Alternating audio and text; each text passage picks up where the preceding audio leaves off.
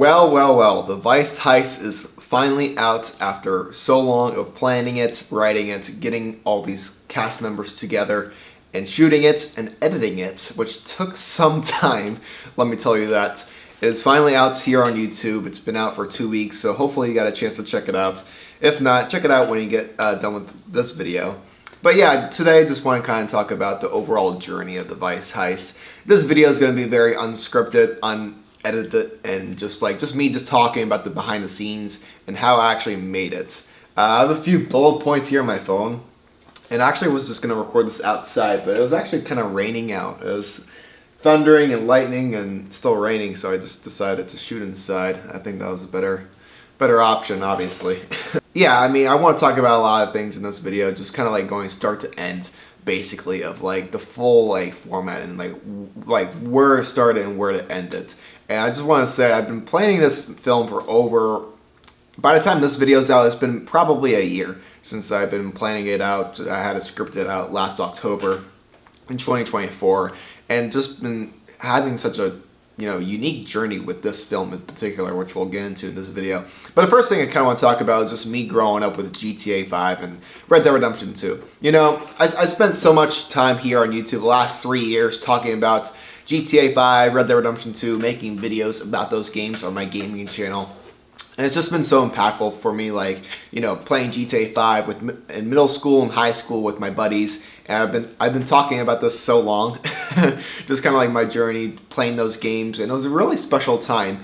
And long story short, with everything, like Rockstar Games, GTA 5, the story of Red Dead Redemption 2 really inspired me to create my own content here on YouTube. For example, gaming videos, YouTube videos, and also film storytelling, and just like creating characters that just mean so much to me. And this was kind of the inspiration for me making this own short film. And last few years I've always wanted to make a GTA movie. I've always wanted to make a GTA short film that felt true to its core, but also felt like my own. I feel like we're all having like just different experiences with growing up with GTA and GTA 5, and now we're going to have kids growing up with GTA 6 next year, which will be very, very exciting. This is obviously a GTA 6 movie, and since it's not out yet, I didn't really have much to go back off, but I really wanted this to feel like my own, like I said before, my own short film, my own story with my own characters. And I talked about this in like my previous videos during the marketing campaign of just me making this. With my own characters, Dean Rudd and Matthew Wade, these two characters set in Vice City, just a grounded story where they're down on their luck.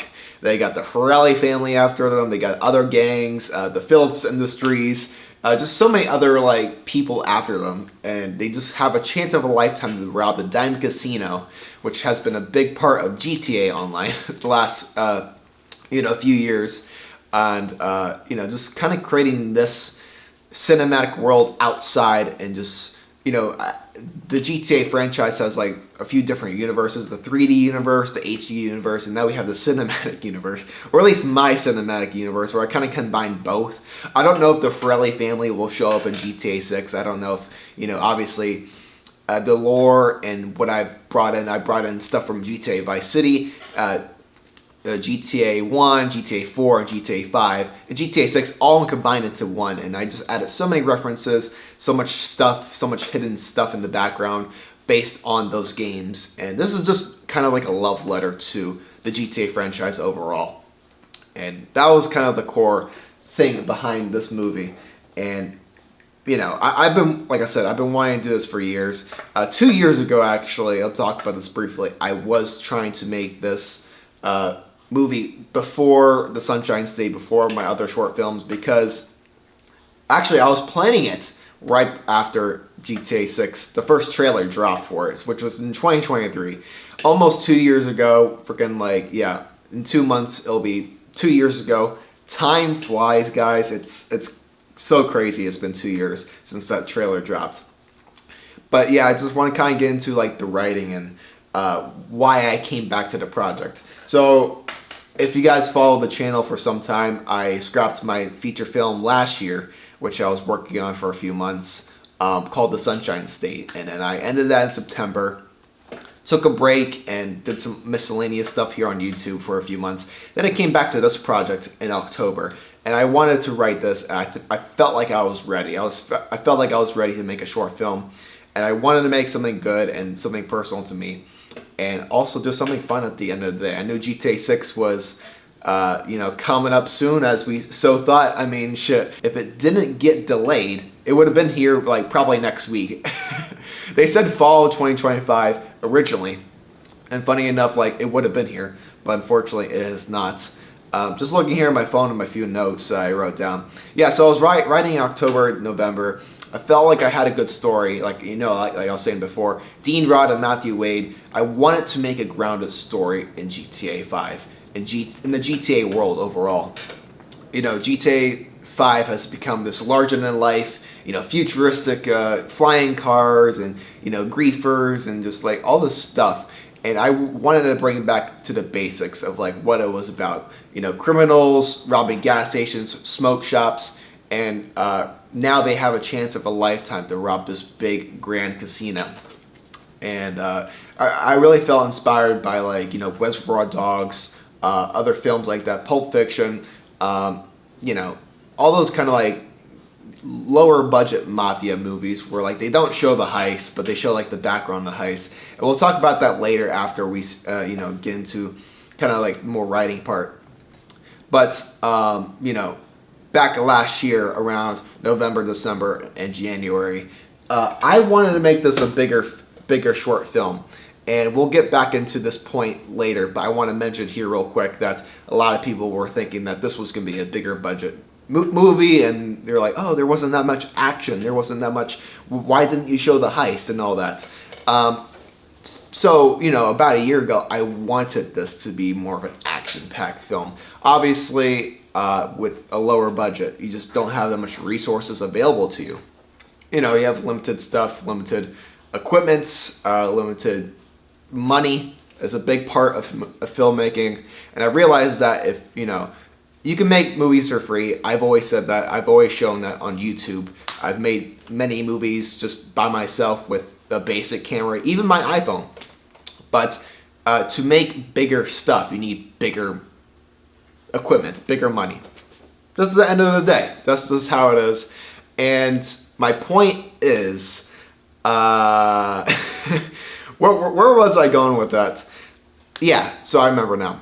I was trying to get a crew together, DP, crew members, actors, and we were planning to shoot in Miami, of all places. In Miami, obviously very expensive, but that's where GTA 6 takes place. Obviously, Vice City is Miami in the GTA world, and obviously it's not that far from me, I live here in Florida. I'm sure I can make the drive and stuff.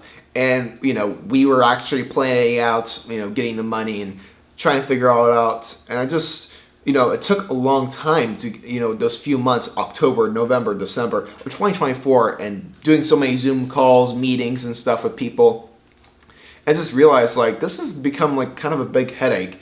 I've wanted to make this movie for a long time now. And, I've always kind of pictured just me and my friends just making this in my hometown, we live in a location where it does resemble Vice City a little bit. We have grown up with the games. I know what to do. I feel like I could make a movie here in my hometown. And with the budget constraints, with getting crew members involved, it just became a kind of a big mess. I decided in January this year to just take a step back and just get my own equipment. Don't worry about the crew. Get my own camera, invest in all of that, edit it myself, and find local actors, and just make the movie overall. And I feel like I made a really great choice with doing that, because instead of waiting for that opportunity to, get more money, get more equipment, waiting for a better opportunity to shoot in Miami, I just decided to shoot in my own town right now because, like I said, I've been wanting to make this for years, and I can't just keep waiting for opportunities to come about. If I waited 6 months, if I kept going on meetings, saving money, for my own example, or even getting investors, which I didn't even think about back then, or getting donations, which I might do in the future. But if I would have done that, it might have been better. But long story short, I just made it by myself with practically my own money. I invested in my own cameras. my own equipment, did my own locations. I helped out my actors as much as I could. I couldn't pay them, but I gave them gift cards. I fed them, gave them gas money. I did all that kind of stuff because they put a real effort into it, and it did show off. The actors did such an amazing job. It's one of my main compliments of this movie is the actors did an amazing job, especially from Sean Grant. He did a great bad guy from the Farrelly family, big tough black guy, and then obviously Hunter, Sirio, who played Dean Rod, and obviously Matt Wade did such an amazing job with those characters. They brought those characters to life in my perfect vision, and yeah, amazing stuff. And also bringing on like new people who have never even acted before. Josh, who played Robert, Matt Wade's cousin, who played this ex-hacker turned photographer, did such an amazing job with just like scripts that he's never really done before, stuff he has never done before. He's never acted. He's never been a part in any of these things before, and just showing him the way and just allowing him to be his own self. And a lot of actors, there was Steven, also a first-time actor, a few other people who have never done this before, and they just got it. I really, I put the trust in them, and they did an amazing job, and hopefully they come back next time for a sequel or other projects down the head, or hopefully they pursue acting also with other creatives, and they definitely have some talent. Everyone. I think that a lot of people can act, especially me. I'm not a good actor, but I've been in my movies. If you give someone like a good, comfortable experience, if you just don't make it a stressful ordeal, you can have your mom or your grandma in a movie. Just show them the way, make them feel comfortable at the end of the day, and then really at the end of the day, anyone's an actor. Anyone could be in a movie, and you'll be surprised. Like there's a lot of people out here on the streets who you'll run up if you're making like a short film right now, and then you need like a bunch of extras or something. People are going to be excited for that, or at least some people, not everyone. People will be like, oh, I don't want to be in camera, which is fine. But more people are willing to be on camera than you might think. But yeah, I've been kind of rambling on. On to the next point I wanted to talk about. Yeah, so talk about money, the crew members was the biggest struggle, and the next thing I kind of want to talk about is meeting Sirio and Hunter, the main characters of the Vice Heist. The main actors for the Vice Heist. So Sirio, I met through Backstage, and we did a podcast a while ago. We talked about our journey, meeting each other, but he just seemed like this creative who had didn't have really much any experience prior to this. He did a few student projects, but he hasn't been in any short films or feature films. But I could tell right away he was eager to create art. Throughout the last few months, we've become really good friends, and this whole year we've been just talking back and forth on text, on call, and we're just doing so much great stuff. He started YouTube, and he's doing all this great stuff. We talk a lot about being creative, just letting your inner artist flow, and I feel like our conversations really do well. It was funny because he was actually going to be playing one of the kidnappers. So there's originally there was two kidnappers in the movie. There's just one, just Jonathan. But he was going to play one of them. Then he this is early on in the casting because cast members kept coming in and out. And as we going along, he was that, and then he was Robert at one point, and then eventually I didn't know what to do with him. And then the main actor, who was originally going to play Dean, who funny enough lived in Miami, he dropped out because he had some personal problems. And then I said, okay, Sirio, you want to play the main character, Dean Rod. And it was kind of funny because I never really pictured him as Dean Rod, but he did such an amazing job portraying him. I really I feel like he portrayed exactly my vision and how I picture the character. And same goes with Hunter. Hunter portrayed Matthew Wade exactly how I want, just more charismatic, more extroverted, and just kind of the look of him also. And funny enough, Hunter I've known for almost 5 years. So once upon a time I actually used to do background stuff. I was in backgrounds of movies local short films or feature films. Me and my dad used to do a lot when I was growing up and stuff. But we met a few times during those projects. Like I met him a few times during that back in the day, back 5 years ago. And then it was funny enough because we haven't talked for years and years. He was more of just an acquaintance back in the day. But then I saw my inbox when I was, casting and getting auditions and stuff. It was from Hunter, and then he said, "I'm very interested in the film." I'm like, "Oh wait, I know this guy. This guy seems familiar." And then we're talking back and forth, and he just landed on the role, and he's such an incredible. He's very talented. Hunter did such a great job with Matthew Wade. I feel like the overall film showcases his acting skills perfectly. And I really love that he was able to make stuff on the spot. For this film, I was very loose with the script. I told the actors like, "Hey yo, let's improvise stuff here because this is good. We can make up something on the spot." And Hunter is all for that. He was so good at making stuff up on the spot. With a certain turn of a direction. Just certain things. You'll notice throughout the film where he's like, just looking at Dean, he's like, "What the hell are you looking at? Say something. Say something. Hello? Say something. What the hell are you talking about?" Just stuff like that. And then just so many other scenes, like the scene where Robert stands up to him. He's like, "Sit down, sit down." That was great stuff right there. I mean, I just feel like he just brought so much energy to the film overall. It's a shame he lives pretty far away, but shout out to you, Hunter and Serial. You guys did such a great job. All the actors were so talented. They brought their A game, and from experience, like Sean Grant has been on millions of movies. He was able to come by and help out this one project, and he did an amazing job. Obviously, he's very experienced, and he knew that this was not a high budget thing. I told him that in the beginning, and everyone on set is very, very cool. We still keep in touch to this day.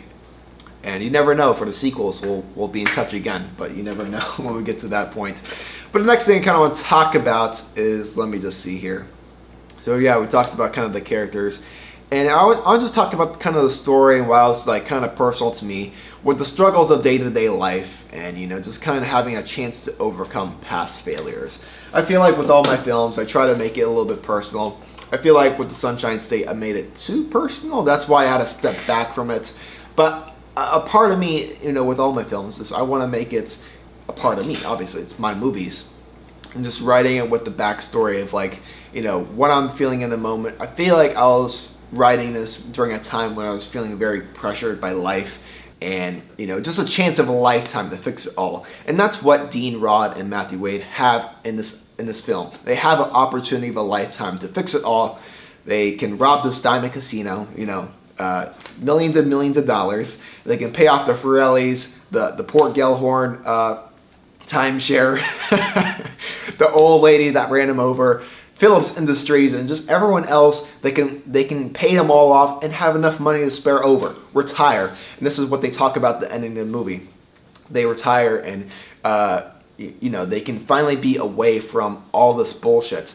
And the thing is, they have been doing this criminal life for some time now. They've been doing it for a few years, maybe even since they left high school, which I think Sirio says during one of the monologues in this movie. But anyways, they have a chance at a lifetime to fix it all and to get enough money. The thing is with Matt Wade is that he's gotten in trouble on his own. He played this game. He's robbed smoke shops. He's robbed biker gangs. They did this to themselves, really, at the end of the day. They got into this trouble, and he admits that at the ending in the beach scene. He's like, "Yeah, I brought you into this. I brought you into a lot of my shits," to Dean. And Dean has, obviously been doing some drug deals and stuff. Obviously, stuff goes wrong. And during the beginning, obviously, which we see. But they have done many jobs, and they're just ready to kind of end it all. And the thing is with the criminal life, and obviously in GTA, you are playing this criminal for money. You're just playing the game to build your criminal empire, and to get buildings, to get businesses, and to become rich at the end of the day. That is the goal with GTA Online not necessarily the story, but just like the overall online, what GTA is known for: getting money, stealing cars, robbing people, and that's it. And from a certain perspective, that is what Matthew Wade represents. He wants to get this money, wants to get everything. He's made a lot of past mistakes, but he has a chance of a lifetime, and then he can head off and retire. But with Dean, it's a little bit different, because at the end, with this goodbye message, like how he's filming this now, like how I'm filming this now, he is saying goodbye to his family. And the thing is, he just wanted to get the money for the family at the end of the day. He had, a girl that he was seeing, and then he got her pregnant at the end of the day. He's having a kid, and long story short, if you have a kid, you need money. And I find it interesting that he didn't mention this the whole way through. Obviously, we see glimpses of him on the phone, obviously. He's calling people. We're not sure what he's doing, but I feel like he's just trying to keep everything low-key. He doesn't want his family a part of this. He doesn't want his girl or his future daughter a part of the criminal life at all. And I find that very interesting. He just kept it all to himself. He didn't even tell Matthew Wade about, his daughter and what's going on behind the scenes. That's how secretive he is. And if you notice throughout the movie, Matt Wade talks a ton, obviously, with their, interactions and stuff. And Dean only talks when he needs to, or when he's supposed to. In certain situations, obviously when he's getting kidnapped, he only speaks when he wants to. And then eventually, like during the confrontation, he's able to kill people at any moment. He kills 2 people in this movie. So we can see right away, Dean is really capable of this criminal life. He is doing all these drug deals, killing people, and getting away with it. But he's good at it, but it's not the life he wanted. It's not the life he pictured. And, it's kind of funny, because right after the scene with Matt and Dean, where they talk about the Diamond Casino, and then they decide to finally rob it, he comes back home, and it's just like completely different from what you kind of imagine from a GTA movie. Very empty house, classical music in the background. You're like, is this a GTA movie? What is this? And he's just like a very calm, like, setting. Like, there's nothing crazy about it. There's pictures of GTA around the corner. He's surrounded by GTA. He's surrounded by, the chaos of Vice City and everything. But he doesn't want any part of it. I find that very interesting, and just like that was kind of the inspiration behind that character, is that he is stuck in this world. He's only doing it for the money. He's stuck in the world he doesn't want to be a part of. And then once he robs this Diamond Casino, he's out. He's out of the criminal life. But with Matthew Wade, he wanted to rule the world. He wanted to get all this money. That was his goal from the beginning. But he got into some trouble. He screwed things up. And now he's going to fix it and retire at the end of the day. And with the heist, we don't know what happens. Obviously, we see glimpses of explosions, video cameras, and like just the news. Obviously, people died. There's an explosion. What happens during the heist? Did they get away? That question is yet to be answered. With the story and everything, oh my gosh, yeah. So I don't know like what I'm going to do next with that, but the story is really up for interpretation. And with this movie, I wanted to make it very grounded, like I was saying before. Low budget, obviously, there wasn't that much action. I wanted to show the before math of a heist. It's called the Vice Heist, but it's leading up to a heist, which we never ever see. And actually, last night we did a little thing on Discord. A few people were watching it, and they got to the end after after the Dean Rod goodbye scene, and obviously the credits roll, and he's like, what the hell? You didn't even show the heist. And to be honest, that was kind of the point. That was the point of the movie, because one, obviously, I didn't have any money to actually pull off a casino heist. How are we supposed to do a casino heist on low budget? What are we going to do? Rent out a casino, have like, extras and guns and explosions? How are we going to do that? That's one thing with like low budget filmmaking, is like you just gotta work a way around it. Either tell before or after. That's why I was like I said earlier, I was very inspired by Reservoir Dogs when making this movie, because that movie showed the aftermath of the heist and what actually happened, but never shows the heist itself. That's what I wanted to do with this film. is to show them leading up to it, this grounded story where you just feel immersed in just the world overall. And we're not worried about the mission itself. Just kind of the setups. Obviously, they go out, they scope it out. Very inspired by GTA. With that, like kind of the setup missions. If you remember the setup missions for the Diamond Casino, you go there, take pictures, scope it out. I was very inspired by that, and obviously them crewing up.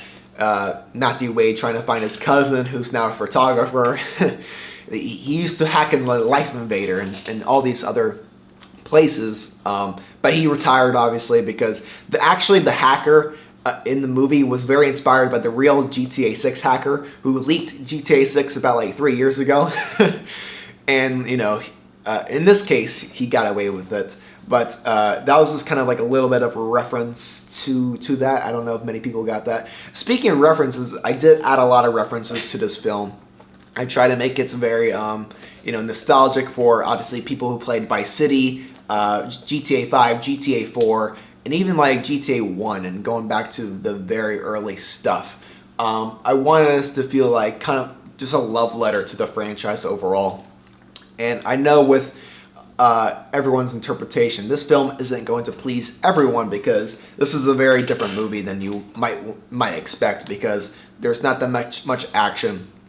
This is just a fan film, like I said before. That's very, it's just my interpretation, and it's just my own genuine story of, Vice City and what happens in GTA 6 overall.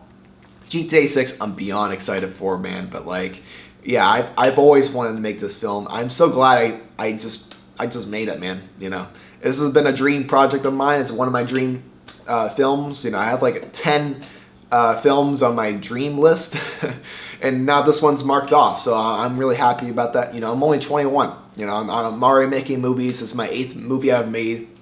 That's crazy. And the thing is, going into the future of this film and just my other future films, I just want to talk about kind of like where I'm at on YouTube also, since I have the time. And on YouTube, haven't had that much, views or whatever. I'm still fine with that, because I know in the long run it's all gonna pay off, because I'm making content that I'm really happy about and I'm really loving. Especially with this film, like even if only like 300 people see it, if it gets 300 views or 300,000 views, I don't know what the future of this film looks like. I don't know if it's gonna blow up during when GTA 6 gets released. I don't know if this is gonna get buried here on YouTube, but I'm just beyond excited. I'm just beyond proud that I made this film, and I'm just happy about it, man. I'm happy I made it. It doesn't matter about the views, because, on YouTube you can only force so many views until, you just can't force success on YouTube. That's what I'm getting at. Whatever happens is, in fate, in destiny's hands in terms of this project. But I'm making more. I'm going to make more movies, obviously. I want to make more GTA movies. I'm not promising anything at the moment, but definitely keep on the lookout for more GTA movies. Obviously, the next one might be a GTA movie, because GTA 6 does come out next year. So, yeah, I'm going to leave it as that, because I don't want to say something and then go back on my word. But leading to my last point here, I feel like we kind of got into order with everything. It just came out last night. We did a little thing on Discord, and I sent it to a bunch of people, and it seems like everyone's really liking it. Everyone has their own criticisms to it, which comes with any movie, really. Some people want more blood, more action, more this, more that. And then some people are like, oh, you need a better camera, you need better audio. And with certain criticisms, I agree, and some of them I disagree with. But that's all right at the end of the day, because they are enjoying what I'm making. And the fact is, if someone's enjoying my films, if someone's enjoying my content, that's all that matters, because I'm entertaining the world in that case. But moving forward into the future, before we end the video, my one ask is that down below in the links description, I have 2 links, a PayPal link and a Cash App link. If you do feel like donate to this film, any amount, $1, $5, $10, whatever amounts, it would be greatly appreciated, because the truth of it is I did spend some money on this film. It took me a lot of time to edit it, put it all together, doing the graphics, hiring out editors for the marketing, the posters, locations, feeding people. Obviously, it did take a lot of effort with that, and with the future projects, I'm going to need money as well. So if you do feel like donating, I'm not going to, say, please donate, or whatever. But if you do feel like donating, if you feel like this film, you really like it, if you really like this video here, which is just me just talking about it, if you enjoyed that and want to see more videos like this and more films like the Vice Heist, if you feel like donating any amount, it would be greatly appreciated. But if you don't give here, please just give to some other filmmaker who is just trying to make it. Anyone like under 100 subscribers, if they have a donation link, just please donate. Don't donate to someone who needs it. Donate to a filmmaker who is just trying to make it at the end of the day. And because money is important, I definitely realize that moving forward, but it doesn't undermine my point that I've made in the past, where you can make movies for free, obviously, with everything, but getting to the next step and upgrading each time. I feel like this is my best movie yet. I'm going to keep upgrading, getting bigger and bigger, so I'm going to need some money. And if you feel like donating, great. But like I said before, if you don't give here, just please give to your friend who is making YouTube videos, or if one of your friends in high school is like doing like Twitch streams, just donate on Twitch. Just give them a little bit of support, because we're all just trying to make it out here and just trying to have some fun at the end of the day. But with that, I feel like I've rambled on long enough. It's actually longer than the Vice Heist now. I think we're at 34 minutes, but I might cut this down here.